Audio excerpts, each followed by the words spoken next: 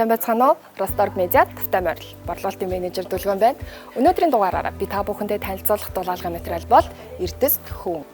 Бид Оросын албаны улсаас Герман технологиор үйлдвэрлэгдсэн КНАФ үйлдвэрийн эрдэст хүн оруулж ирдэг бөгөөд уг дулаалгын материал нь шилэн шүрэмслэгэн дээр суурилсан дулаан тусгаарлах материал. Эрдэст хүн органик гаралтай түүхий дээр хийгдэх тул байгаль орчин болон хүний бид ямар нэгэн хор нөлөөгүй. Госет тусгай технологи ашигладаг бөгөөд бат бөх чанарыг нэмэлт фенол формалдегид давирхан ашиглахгүй байх боломжийг бий болгодог юм.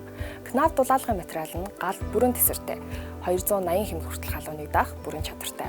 Эрдэс хүн мэрэгч амьтад болон хорхоо шавж өөрлөлтгөө гэдгээрээ онцлог давуу талтай. Мөн түүнээс гадна хүүгц мөөгөн зөрөөс бүрэн хамгаалагдсан материал юм. Зүсэлтийн хувьд хуулаатай болон хавтан хэлбэрээр 5, 10, 15 см-ийн зузааны сонголттой байдаг бөгөөд эрдэст хүн дулаан дамжуулах коэффициент хэмжигдэхүүн буюу TS-36-аас TS-44 хүртэл хамааран үүний хувьд харилцан адилгүй. Барилга байгууламжийн хан, таад, дээвэр гих бүхий л хэсгүүдэд та дулаалах боломжтой бөгөөд органик гаралтай түүхий дээр хийгддэг тул ямар нэгэн хашил үүсэхгүй гэдгээрээ та байшингийнхаа гадна болон дотор хэсгүүдэд ашиглахад хамгийн тохиромжтой.